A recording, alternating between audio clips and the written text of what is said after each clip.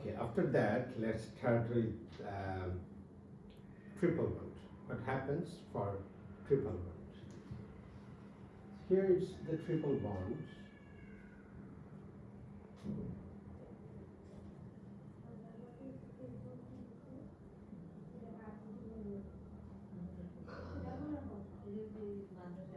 So one simple thing, if there are triple bond in the middle, then what will happen in the outsider? Always there will be 4 hands for carbon. So 1, 2, 3, 4. 1, 2, 3, 4.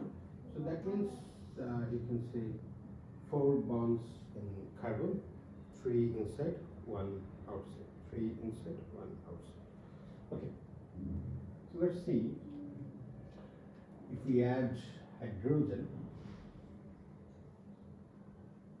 what happens? Okay. So first it will break down, and again it will break down. Yes. Then after that, what's happening? You see here the carbon, the center CH. It's like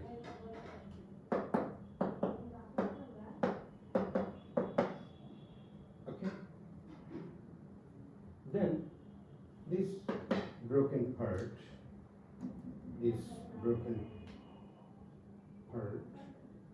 that is with blue color. If we made it with the blue color, so then it will be transferred here and there, like our previous solution. You can consider like this with blue color. Okay, so how it happens already we have discussed.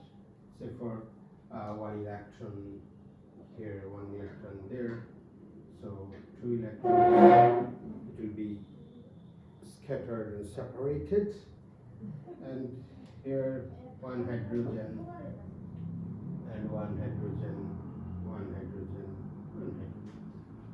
So that is the breaking of 1 pi bond. Okay. And in the middle it is sigma bond. In the middle it is sigma bond, and in upper level or at lower level you can consider pi bonds right there. So now the bond breaking of another pi bond. So let's check it out. Another bond breaking of pi bond. It's red color, or we can represent like this. And for this purpose, we can consider 1 more hydrogen, 1 more hydrogen, 1 more hydrogen. Okay.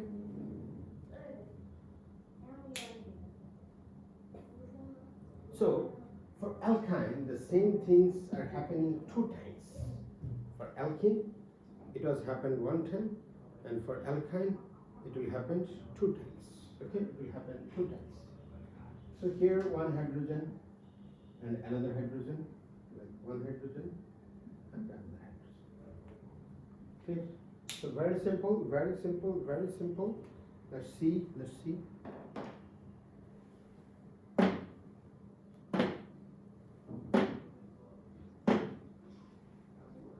Again.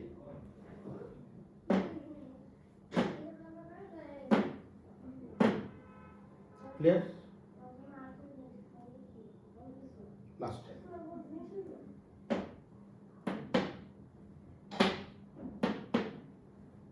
Okay. So here hydrogens are being attached for 2 times. So we can write it in this way, like 2H2, because hydrogens are becoming added for 2 times. And finally, what's the result? CH3 single bond, CH3. Clear? So here, what is our outcome? outcome is we have started our working with triple bond, and we have received the final product with a single bond. So how it's happening? So it also happening in few steps. Like at first it was like CH2 and H, and at final stage it was like this CH3. Okay. So it's the bracking states. Okay, it is the states, and overall finally.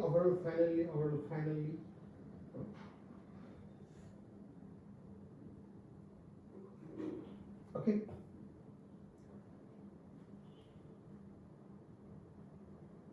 So what is our finally?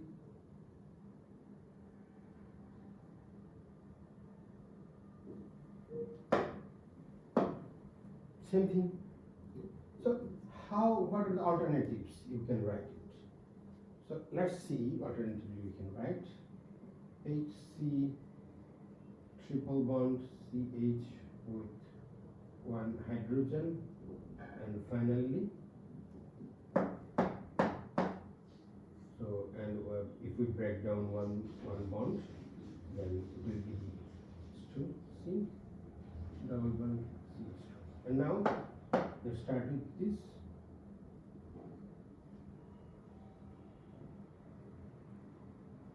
Again. So now another bond bracking. Then 2 plus 1 3, 2 plus 1 3.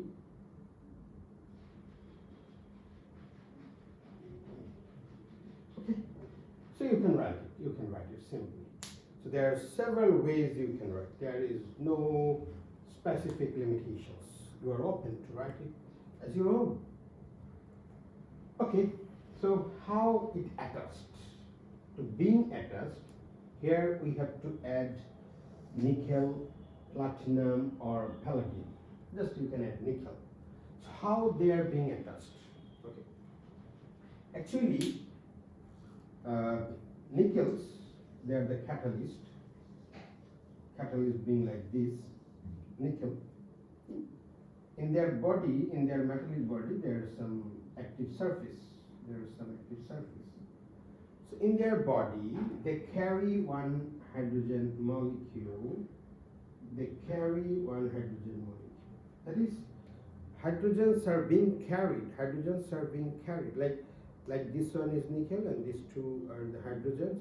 And hydrogens are being carried. With nickel. Okay. So two hydrogens are carried. So they carry the hydrogen and they put it here to become attached. So they are being attached here. Clear? So finally, that's where we use nickel. So sometimes you can ask or you can think how we'll remember or memorize what are being catalysts are used. Normally nickel, platinum or palladium, these are being used to carry hydrogen.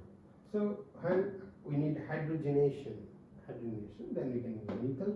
It's a catalyst, because if you know in detail, then I can say, like in nickel, these are the d block elements, and these are the transition elements. These have incomplete d orbitals, and those incomplete d orbitals can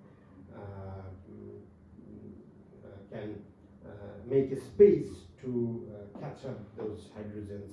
So that's why these acts as a catalyst. Anyway, so here our main concern is to formulate such a reaction. Okay, so what are the alternatives? Okay. So now the alternatives reactions, after that you can write like this.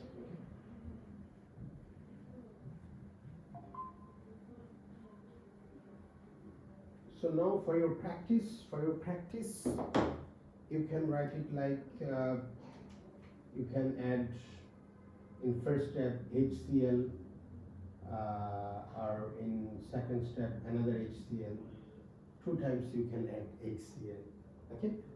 So and plus you can add like say for Cl2 chlorine for 2 times.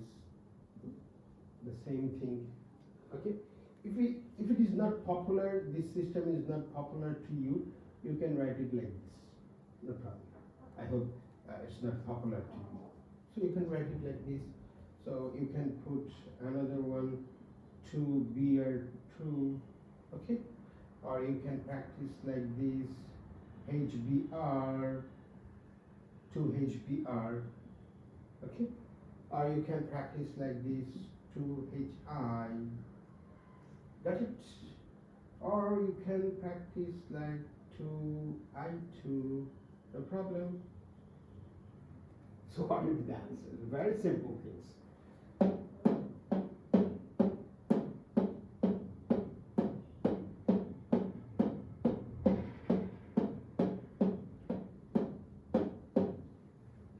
And it will add 2 times, because you do 2 pi bonds. You do 2 pi bonds. Okay. So write it down, and if you have any question, ask me. So let's solve these reactions. So first CAH. Okay. So it is the original structure. It will never change. This will never change. Okay. So this is the unchanged part. So if it is unchanged, then what are the changing parts? 2 hydrogen, 2 chlorine. So H2, Cl2. Okay. And similarly, these are the unchanged part. 4Cl, Cl2, Cl2. 4Cl, Cl2, Cl2. 2, 2, 4, 2, 2, 4. Similarly, unchanged part. This part is unchanged. This is unchanged. So it is unchanged part. Then Br. So Br 2, 2, 4, 2, 4. Right? Again, HC unchanged part. Then H2 Br2. So this is unchanged, and these are the addition. Okay.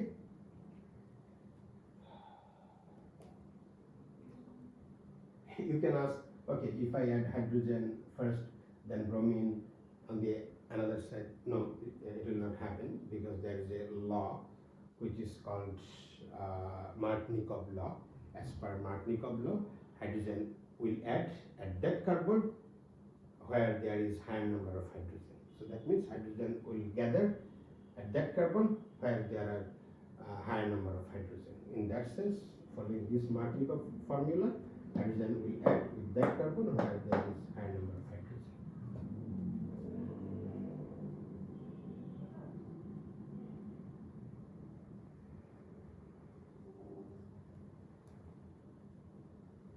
This is unchanged part, this is additional part.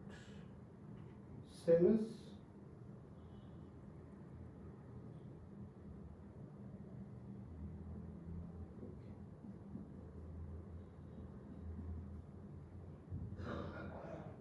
here it is the unchanged part.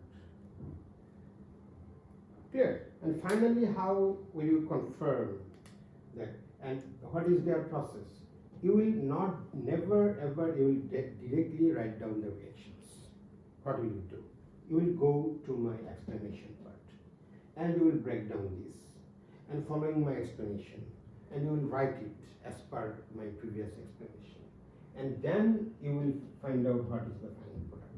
Here directly I am writing the solution, but you will find out by following my previous structure. Clear? So here in this way you can write several reactions. So this knowledge will be applicable for secondary level, higher secondary level, even at graduation level. At any level you can use this knowledge. Clear? Thank you.